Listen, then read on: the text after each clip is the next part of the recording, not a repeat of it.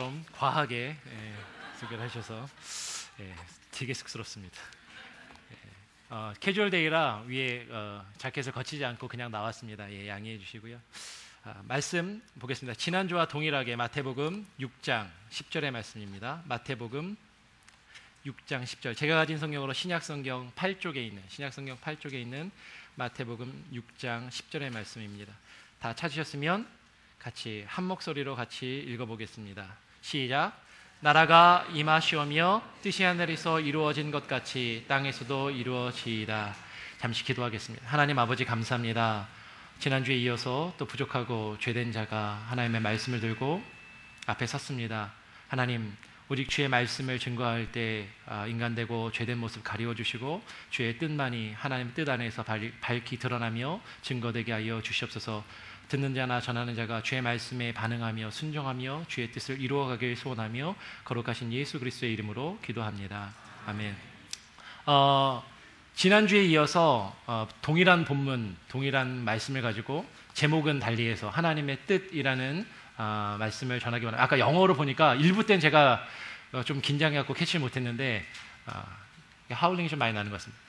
가스 미닝이라고 돼 있었는데 미닝이 아니고 가스 윌이라고 해야 맞는 것 같아요. 미닝은 아닌 것 같고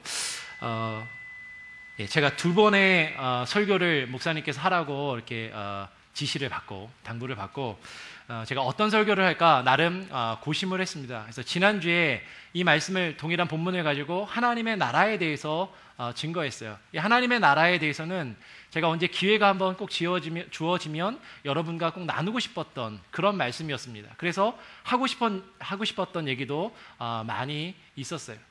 실제로 하고 싶었던 얘기를 다 하지도 못했습니다. 근데 이제 주어진 시간에, 짧은 시간에 많은 이야기를 하려다 보니까 원래 말도 빠른데 상당히 설교가 빨랐다라고 끝나고 많은 분들이 이렇게 얘기를 하시더라고요. 특별히 식사 끝나고 장기봉 지사님이 제 손을 꽉 붙잡으시면서 목사님, 제가 통역하는데 죽는 줄 알았습니다.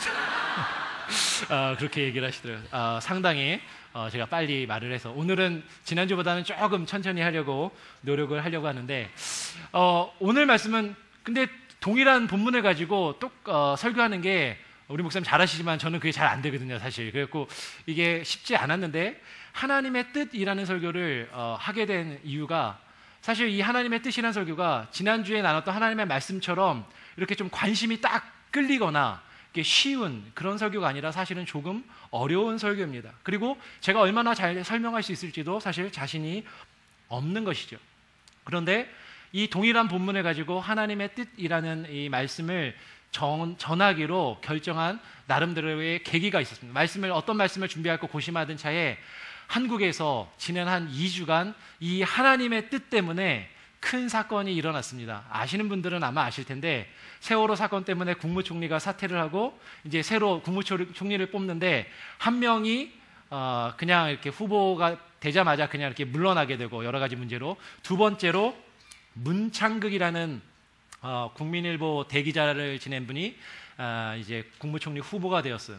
근데 이분이 온누리교회 장로님인데 교회 석상에서 교회 강연하는 자리에서 일제치하와 일제강점기와 6.25가 하나님의 뜻이었다라는 발언을 한 게 세상에 알려지면서 이게 문제가 되기 시작했습니다. 그리고 그분이 이야기한 여러 가지 다른 발언들을 통해서 문제가 커지면서 결국에는 총리 후보에서 자진 사퇴하는 그런 일이 이루어지게 되었어요.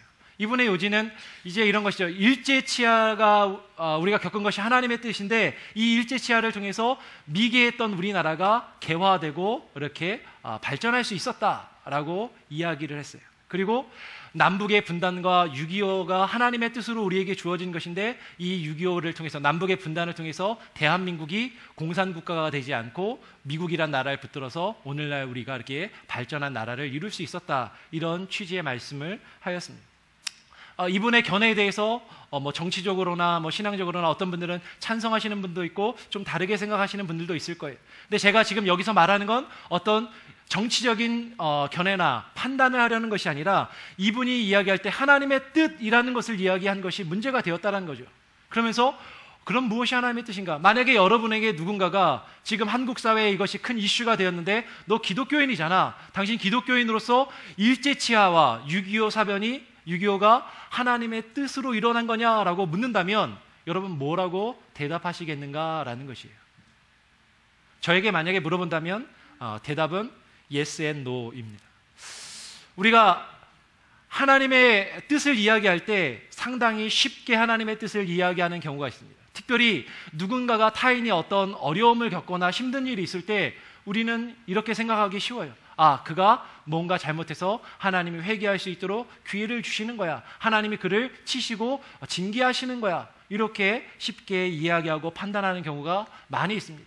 실제로 몇 해 전에 동남아에 쓰나미가 일어났어요. 그때 한국의 몇몇 목사들이 이야기를 했습니다.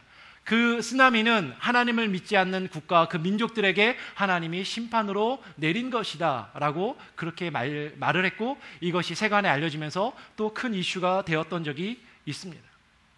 어떤 이들이 혹은 우리가 어떤 큰 어려움을 겪고 문제에 봉착했을 때 그것이 하나님의 징계이고 하나님의 뜻이라고 쉽게 이야기할 수 있겠는가?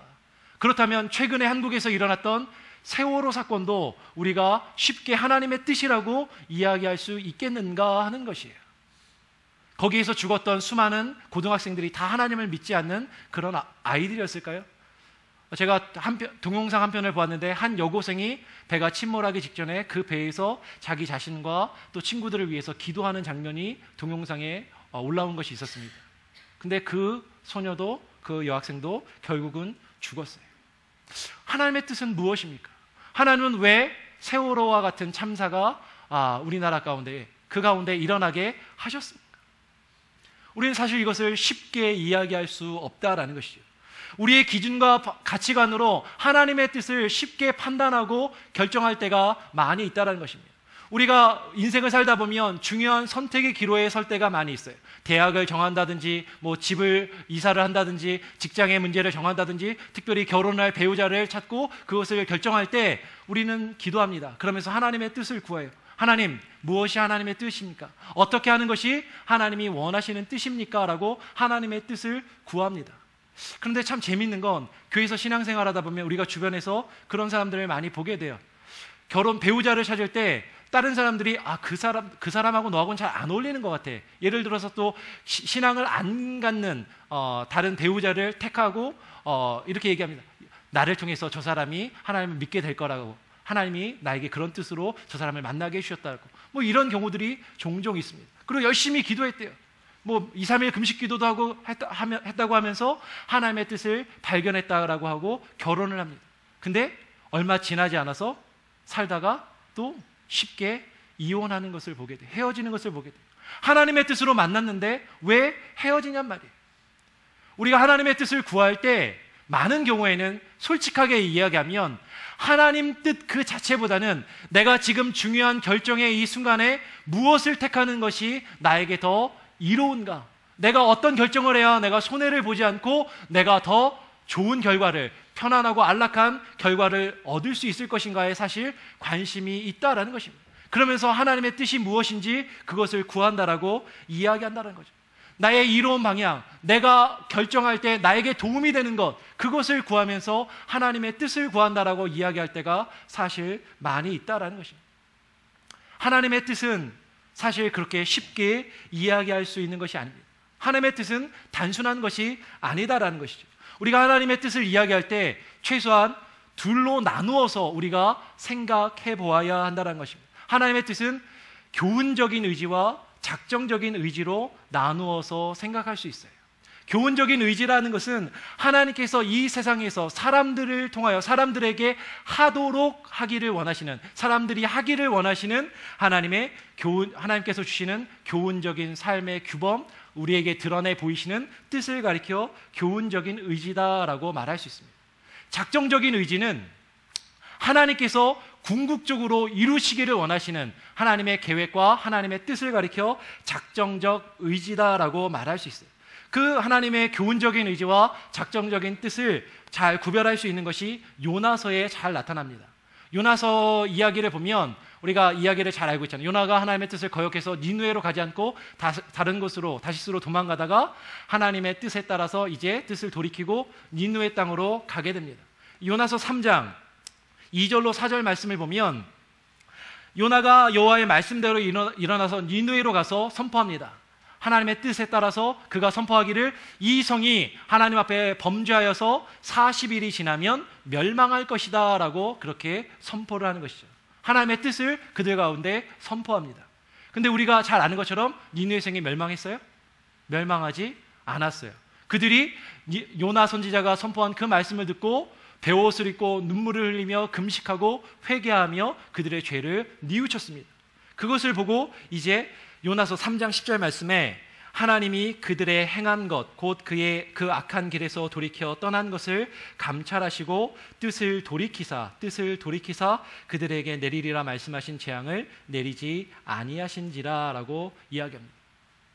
그러니까 하나님의 뜻이 다른 것이죠. 40일이 지나면 이 성이 멸망할 것이다 라는 이 말씀은 하나님께서 그들에게 주신 교훈적인 의지라면 그들이 결국 돌이켜서 회개해서 그 성이 멸망하지 않고 구원을 받는 것은 하나님의 작정적인 의지로 우리가 이해할 수 있다는 것이에요. 근데 오늘 제가 읽었던 요나서 3장 10절 말씀에 보니까 하나님이 그 뜻을 돌이키사라는 표현이 나온다라는 것이죠. 이 하나님께서 뜻을 돌이키셨다라는 이 말 때문에 그러면 하나님께서는 인간이 어떻게 행하느냐에 따라서 그 뜻이 선택적으로 변하는가라고 우리가 생각할 수 있다라는 것이에요. 실제로 이 하나님의 뜻에 대한 그 이해는 교단마다 교리적으로 차이가 있는 것이 사실입니다. 알미니안이라고 불리는 침례교회나 감리교회는 기본적인 그 교리가 하나님의 그 궁극적인 뜻이 인간이 그 하나님의 말씀에 하나님이 우리에게 주신 인간에게 주신 그 선택 가운데 어떤 선택을 하느냐에 따라서 그 결과는 달라질 수 있다라고 이야기해요. 심지어 무엇까지? 구원의 문제까지 하나님께서 구원의 가능성을 모든 사람에게 열어주셨다라고 이야기하는 것입니다. 디모데전서 2장 4절 말씀을 보면 하나님은 모든 사람이 구원을 받으며 진리를 아는 데 이르기를 원하시느니라 라고 얘기합니다. 그러니까 하나님께서는 모든 사람이 구원받기를 원하신다. 그래서 모든 사람에게 구원의 기회를 열어주셨다라는 것이죠. 로마서 10장 13절 같이 한번 찾아서 읽어볼까요? 로마서 10장 13절의 말씀입니다. 제가 가진 성경으로 신약성경 254쪽에 있습니다. 신약성경 254쪽에 있는 로마서 10장 13절의 말씀 다 찾으셨으면 같이 한번 한 목소리로 읽겠습니다. 로마서 10장 13절 시작. 누구든지 주의 이름을 부르는 자는 구원을 받으리라. 누구든지 주의 이름을 부르는 자는 구원을 받으리라. 하나님께서 모든 사람이 구원받기를 원하시고 모든 사람에게 구원의 문이 열려 있다는 것이. 그래서 하나님을 예수님을 믿으면 구원받고 믿지 않으면 구원받지 않는다라는 것이. 사실 뭐 틀린 말은 아니에요. 믿으면 구원받고 믿지 아니하면 구원을 받지 않는 것이죠. 근데 우리 교회 같은 장로교회는 조금 강조점이 다른 곳에 있습니다.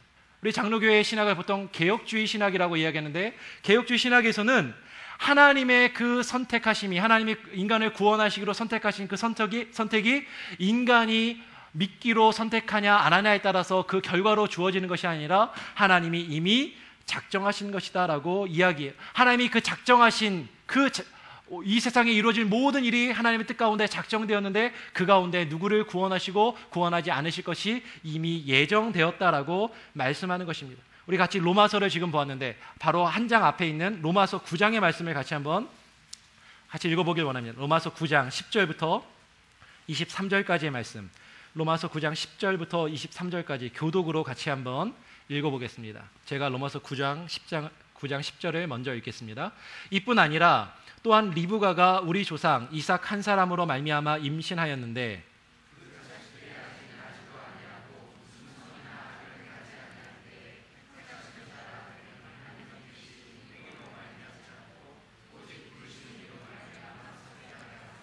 리브가에게 이르시되 큰 자가 어린 자를 섬기리라 하셨나니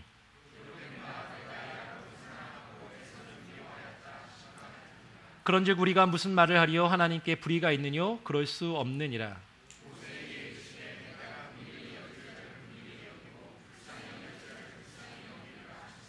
그런즉 원하는 자로 말미암음도 아니요 다른 박질하는 자로 말미암음도 아니요 오직 긍휼히 여기시는 하나님으로 말미암음이니라.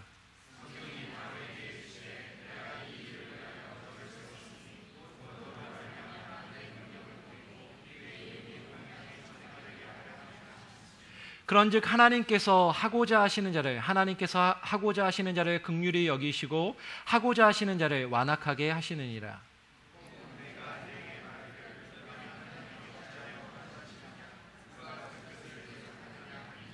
이 사람아, 네가 누구이기에 감히 하나님께 반문하느냐? 지음을 받은 물건이 지은 자에게 어찌 나를 이같이 만들었느냐 말하겠느냐?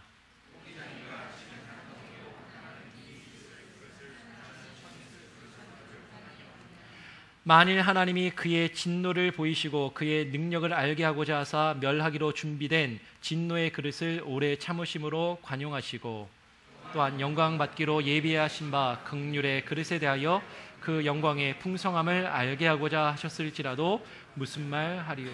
좀 동일하게 사도 바울은 로마서에서 이야기하는 것이죠. 하나님은 사람이 행한 그 행위에 따라 택하신 것이 아니라 하나님께서 하나님의 뜻에 합한 자를 구원하시기로 선택하셨다라는 것이에요.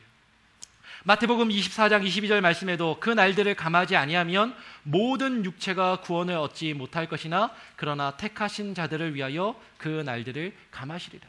모든 육체가, 모든 사람이 다 구원받는다는 만인 구원서를 우리는 성경에서 전적으로 발견할 수 없다는 것입니다. 하나님이 택하신 자가, 하나님께 선택받은 자가 구원을 받는다라는 것이에요. 하나님의 이 선택은, 하나님의 이 뜻은 변함이 없으시고 변경이 없다라고 성경은 이야기합니다.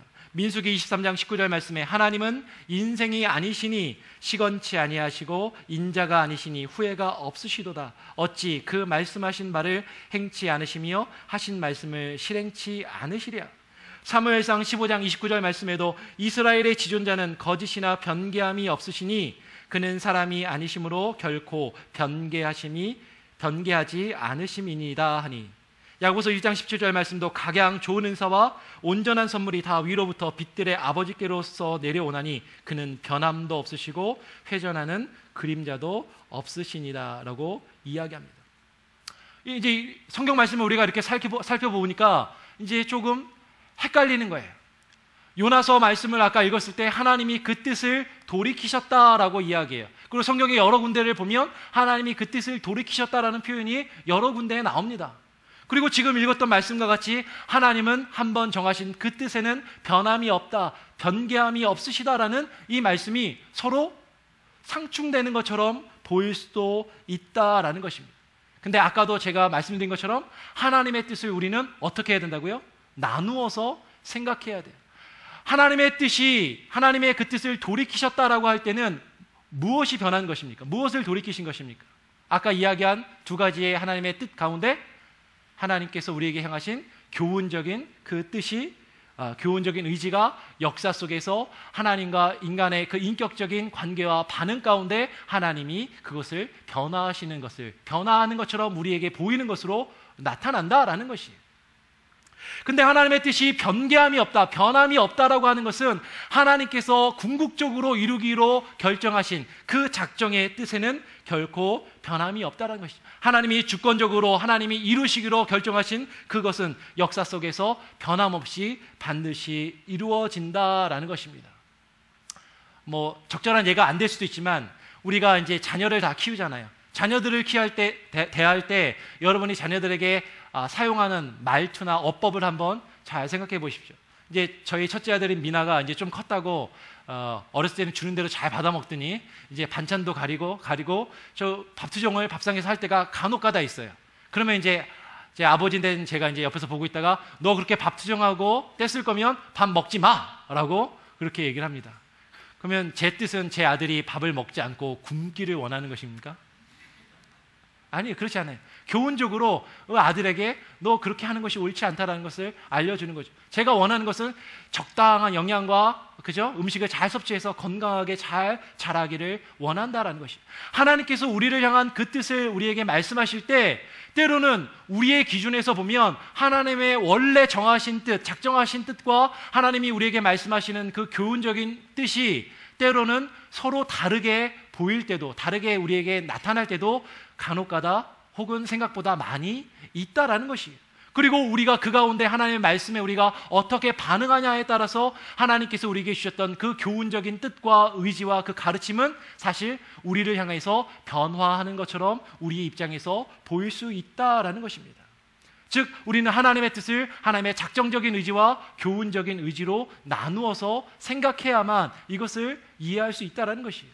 그렇지 않으면 하나님의 뜻을 이야기할 때 헷갈려요. 그리고 오해할 수 있어요. 그리고 때로는 그것을 잘못된 방향으로 해석하고 이용할 때가 있다라는 것입니다. 우리가 지금 주기도문의 말씀을 보고 있습니다. 주기도문에서 뜻이 하늘에서 이룬 것 같이 땅에서도 이루어지리이다. 하늘에서 그 뜻이 이미 이루어졌다라고 말씀합니다. 하늘에서 이루어진 그 뜻은 하나님께서 작정하신 그 뜻이에요. 하나님께서 계획하신 그 뜻을 가리켜 지금 하늘에서 이루어진 뜻으로 우리는 이해할 수 있다는 것입니다. 그 뜻이 하늘에서 이루어졌다라고 할 때 지난주에 제가 하늘에 대해서 좀 장황하게 설명을 드렸는데 어떤 하늘이겠어요? 어떤 새들이 날아다니고 해와 달과 별들이 떠있는 공간적인 하늘을 이야기하는 것은 아닐 것입니다.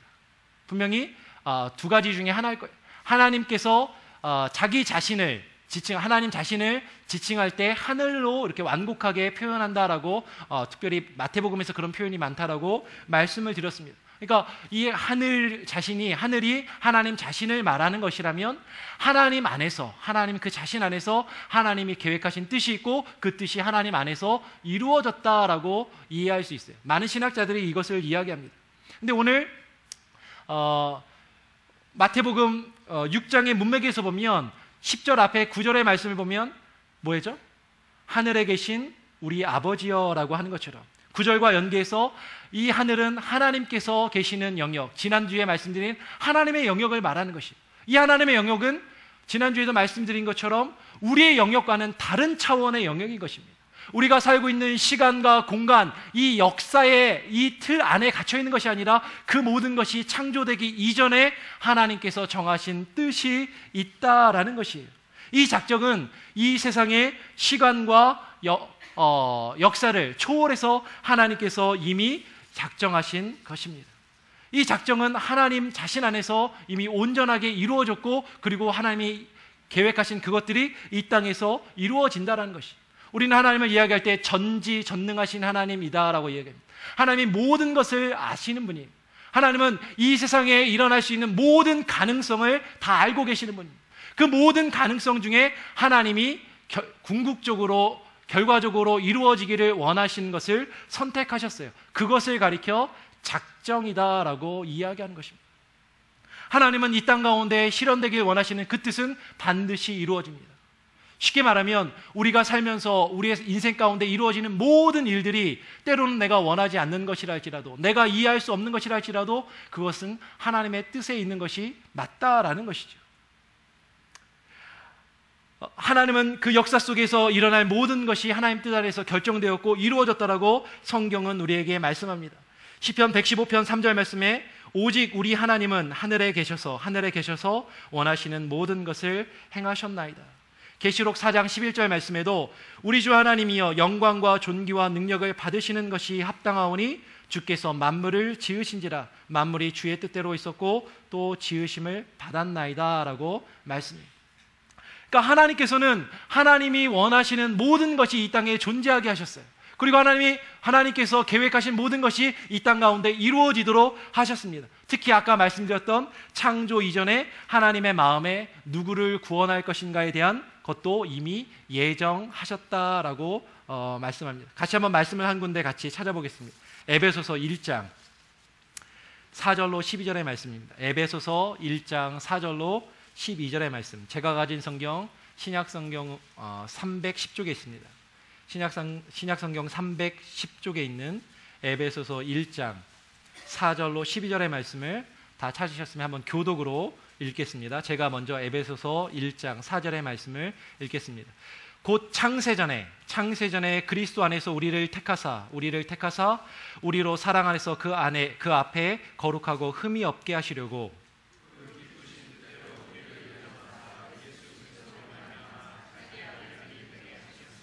이는 그가 사랑하시는 자 안에서 우리에게 거저 주시는 바 그의 은혜의 영광을 찬송하게 하려는 것이라.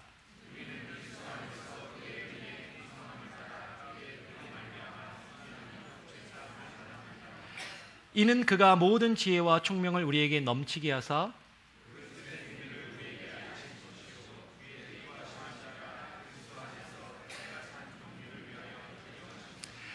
하늘에 있는 것이나 땅에 있는 것이 다 그리스도 안에서 통일되게 하려 하심이라.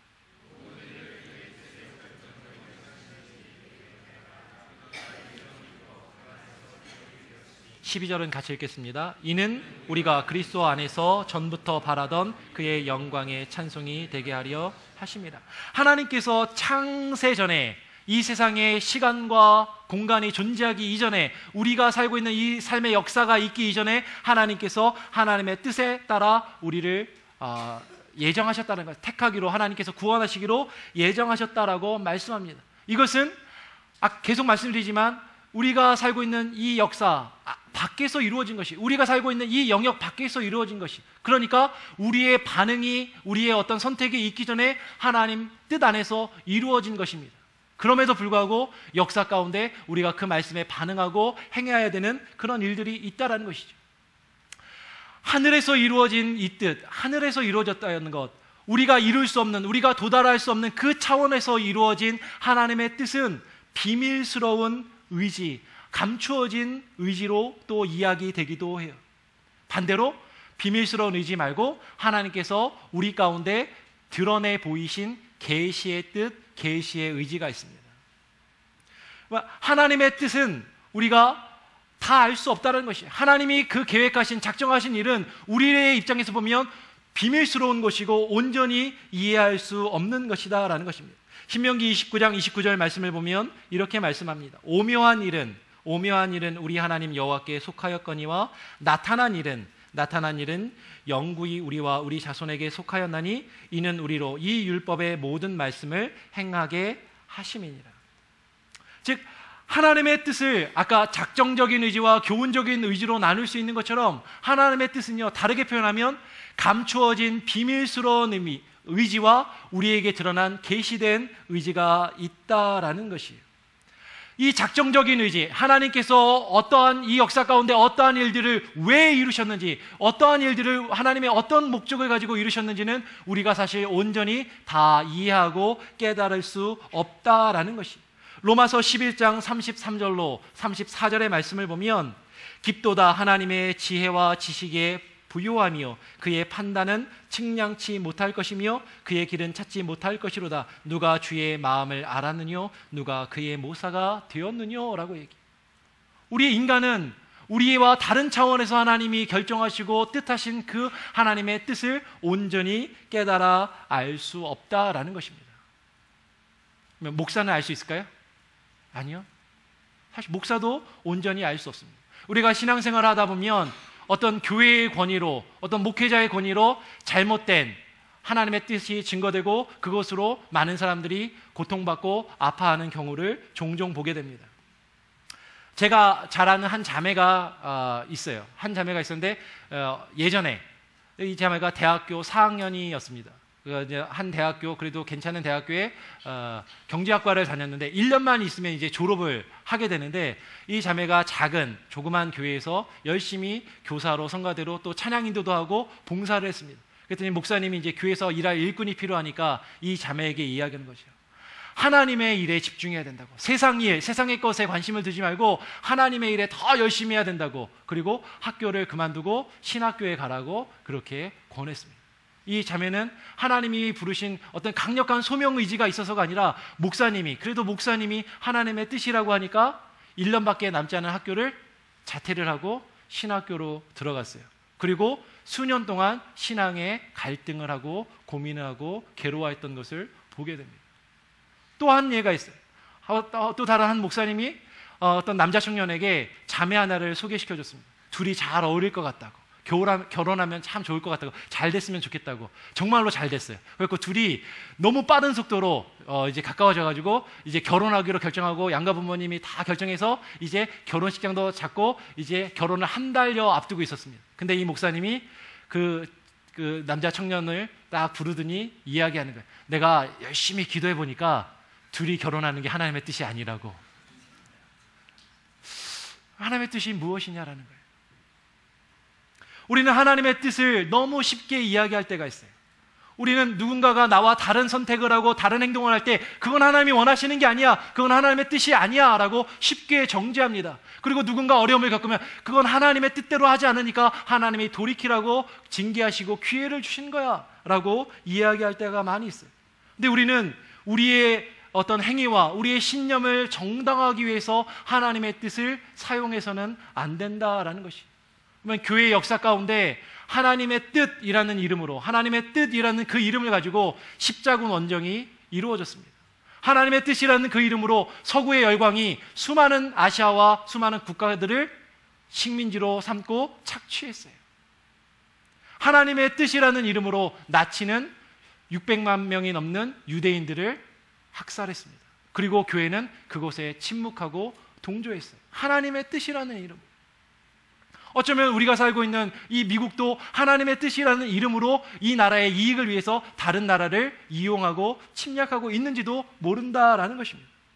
하나님의 뜻, 이 하나님의 뜻은 여러분, 내가 원하는 것을 이루기 위하여, 내가 생각하는 것, 내가 행하는 것을 정당하기 위하여 그것을 하나님의 뜻으로 포장하는 것이 하나님의 뜻이 아니다라는 것이. 우리가 알 수 있는 하나님의 뜻은, 하나님의 그 비밀스러운 감추어진 뜻을 우리는 온전히 알 수 없습니다. 우리 삶 가운데 일어난 모든 일들이 하나님의 뜻으로 이루어진 것을 우리가 믿음으로 고백해요. 우리가 그것을 인정합니다. 그러나 그 가운데 있는 감추어진 하나님의 뜻이 온전히 무엇인지 우리는 솔직히 다 알 수 없다라는 것이. 오직 우리가 알 수 있는 것은 그 감추어진 비밀스러운 뜻 가운데 하나님이 우리에게 보이신 계시의 뜻만을 우리가 알 수 있어요. 특별히 우리에게 기록된 말씀으로 주신 이 성경의 말씀을 통하여, 그리고 하나님께서 우리에게 교훈의 계시로 우리가 이 말씀을 이성적으로 잘 분별하여서 판단할 수 있는 그 가르침을 우리에게 주셨다라는 것입니다. 그래서 요한복음 7장 16절로 17절의 말씀은 우리에게 이렇게 말씀하는 거죠. 예수께서 대답하여 가라사대 내 교훈은 내 것이 아니요 나를 보내신 이의 것이라. 사람이 하나님의 뜻을 행하려면 이 교훈이 하나님께로 왔는지 내가 스스로 말함인지 알리라. 로마서 12장 2절 말씀에도 너희는 이 세대를 본받지 말고 오직 마음을 새롭게 함으로 변화를 받아 하나님의 선하시고 기뻐하시고 온전하신 뜻이 무엇인지 분별하도록 하라.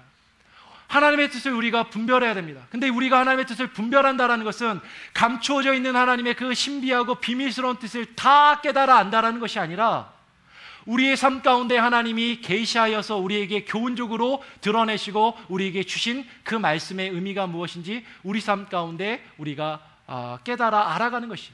다르게 이야기하면 내가 원하는 것을 얻기 위하여서, 내가 어떤 선택을 할 때 나에게 더 이로운 선택을 하기 위하여서 하나님의 뜻을 구하는 것이 아니라, 때로는 내가 원하는 것과 좀 다르다 할지라도, 내가 이해할 수 없고 내가 온전히 깨달을 수 없다 할지라도 그 하나님의 뜻이 우리의 삶 가운데 하나님의 주권적인 통치와 다스리심이 이루어지기를 온전히 소원하는 것, 그것이 하나님의 뜻을 구하는 것이다 라는 것이. 주기도문에서 우리는 기도합니다.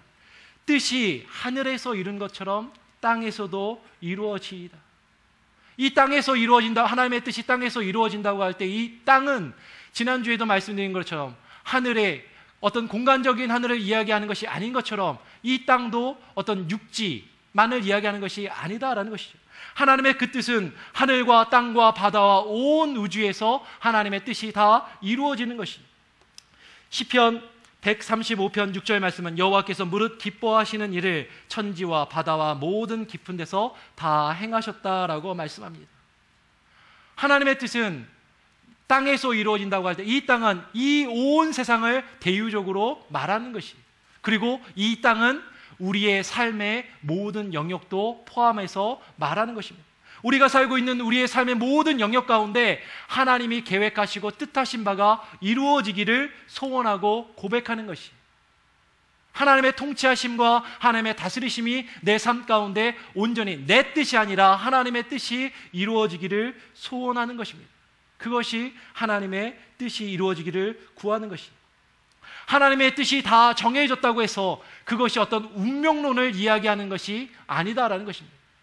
하나님이 결정하신 대로 이 역사는 다 흘러가니까 내가 어떻게 해도 어차피 그대로 될 거야. 그러니까 나는 무엇인가 열심히 할 필요도 없고 아둥바둥 살 필요가 없어. 왜냐하면 그 정해진 운명대로 갈 것이니까. 그러한 운명론을 이야기하는 것이 아니라 하나님의 뜻을 이야기하는 것은 우리의 삶 가운데 하나님의 그 뜻이, 하나님의 통치하심이, 하나님의 다스리심이 온전히 내 뜻과 달라도, 내가 원하는 것과 달라도, 내가 기대했던 것들과 달라도 그 하나님의 뜻을 내가 이해할 수 없어도 그것이 이루어지기를 소원하며 기도하는 것입니다. 하나님께서는 그 작정하신 뜻을 사람을 통해서 이루세요. 이 세상의 역사 가운데 우리의 반응을 통해서, 우리의 행함과 우리의 노력을 통해서, 역사 밖에서 이루어진 하나님의 뜻은 역사 안에서 우리의 노력과 수고를 하나님께서 요구하고 계신다라는 것입니다. 빌립보서 2장 12절로 14절의 말씀에 이렇게 말씀합니다. 그러므로 나의 사랑하는 자들아, 너희가 나 있을 때뿐 아니라 더욱 지금 나 없을 때에도 항상 복종하여 두렵고 떨림으로 너희 구원을 이루라. 너희 안에서 행하시는 이는 하나님이시니 자기의 기쁘신 뜻을 위하여 너희로 소원을 두고 행하게 하시나니 모든 일을 원망과 시비가 없이 하라. 에베소서 2장 10절의 말씀에도 우리는 그의 만드신 바라 그리스도 예수 안에서 선한 일을 위하여 지으심을 받은 자니 이 일은 하나님이 전에 예비하사 우리로 그 가운데서 행하게 하려 하십니다. 하나님이 정하신 것을 우리가 행하기를 원하신다는 것입니다. 우리가 성경의 말씀을 보면 하나님께서 그 일을 이루실 때 사람을 통해서 일하십니다. 근데 그 사람이 하나님의 선한 도구로 쓰이기도 하고 때로는 악한 도구로 쓰이기도 하는 것을 보게 돼요. 우리가 어떠한 도구로 하나님의 뜻을 이 땅 가운데 이루어 갈 것인가 하는 것이에요. 그럼 다시 말씀드려요. 뜻이 하늘에서 이루어진 것 같이 하늘에서 이루어진 그 뜻이 땅에서도 이루어지길 원하는 것은 하나님, 내가 지금 어떤 중요한 선택을 하는데 하나님, 어떤 선택을 하는 것이 나에게 이로운 선택입니까? 나의 필요와 소원을 두고 하나님의 뜻을 구하는 것이 아니라 정말로 하나님의 주권과 하나님의 통치와 다스리심이 나의 뜻과 달라도 내 삶 가운데 온전히 이루어지기를 소원하는 것이, 이 땅에서 이루어지길 원하는 그 뜻, 그것은 하나님의 뜻입니다. 내 뜻이 아니라, 내가 원하는 것이 아니라 그 하나님의 뜻을 우리의 삶 가운데 이루어갈 수 있어야 한다는 것이. 이제 마지막으로 마태복음의 말씀을 같이 한번 보고 말씀을 정리하려 합니다. 마태복음 21장에 보면 두 아들의 비유가 나옵니다. 아버지가 두 아들을 불러요. 첫째 아들에게 가서 포도원에 가서 일하라고 이야기합니다. 마태복음 21장 28절로 31절에 보면 이 첫째 아들이 그 아버지께 예, 알겠습니다, 가겠습니다 라고 말하고 우리가 잘 아는 것처럼 가지 않아요. 둘째 아들에게 가서도 아버지가 포도원에 가서 일하라고 이야기합니다. 근데 이 둘째 아들은 싫습니다 라고 이야기하고 나중에 뉘우치고 다시 나아가서 일을 하게 됩니다. 예수님께서 이제 마태복음 21장 31절에 이 두 비유에 대해서 물으시는 겁니다. 그 둘 중에 누가 아비의 뜻대로 하였느냐? 가로되 둘째 아들이니이다. 예수께서 저에게 이르시되 내가 진실로 너희에게 이르노니 세리와 창기들이 너희보다 먼저 하나님 나라에 들어가리라. 세리와 창기들이 너희보다 먼저 하나님의 나라에 들어가리라. 여러분, 하나님이 말씀을 우리에게 주셨어요. 하나님이 그 계시의 뜻을, 하나님께서 우리에게 하나님의 교훈의 말씀을 우리에게 드러내 보이셨습니다. 그 말씀을 우리가 받았을 때 그 말씀 가운데 우리는 이렇게 아멘, 옳습니다, 그렇게 살아야죠, 그렇게 해야죠. 근데 그렇게 살지 않아요. 그것은 하나님의 뜻을 이루는 것이 아니다라는 것이죠. 때로는 우리가 하나님 뜻 가운데 거역하고 하나님의 뜻에 합하지 않은 삶을 살아간다 할지라도 그것을 뉘우치고 돌이켜서 아버지의 뜻을 이루는 것이 정말로 하나님께서 원하시는 것이다라는 것입니다. 마태복음 7장 21절 다 같이 한번 한 목소리로 읽어보고 말씀을 맺겠습니다. 마태복음 7장 21절입니다. 제가 가진 성경으로 신약성경 10쪽에 있는 마태복음 7장 21절 다 찾으셨으면 한 목소리로 같이 한번 읽어보겠습니다. 시작. 나더러 주여 주여 하는 자마다 다 천국에 들어갈 것이 아니요 다만 하늘에 계신 내 아버지의 뜻대로 행하는 자라야 들어가리라. 나더러 주여 주여 하는 자마다 다 천국에 들어가는 것이 아니라 다만 하늘에 계신 내 아버지의 뜻대로 행하는 자라야 들어가리라. 그 천국에 들어간다. 지난주에 하나님 나라에 대해서 나누었습니다. 하나님의 나라는 임하는 것이, 하나님의 나라는 우리 가운데 임하는 것입니다. 하나님의 나라는 우리에게 임한 나라예요. 그 임한 나라에 우리가 어떻게 들어갈 수 있어요? 아버지의 뜻을 행함으로 그 나라 가운데 들어갈 수 있다라고 오늘 말씀은 분명하게 우리에게 증거하고 있습니다. 이것이 분명히 하나님께서 우리에게 계시하여 나타낸 하나님의 뜻이에요. 앞으로 일어날 일들에 우리가 점치듯이 미래를 생각하고 미래를 발견해서 우리의 이득을 취하는 것이 하나님의 뜻이 아니라 우리의 삶 가운데 하나님의 다스리심과 하나님의 뜻을 우리의 삶을 통하여 나타내고 드러내고 그 뜻을 이루어갈 수 있는 저와 여러분이 되기를 주님의 이름으로 간절히 소원하고 부탁합니다. 같이 찬양 한 곡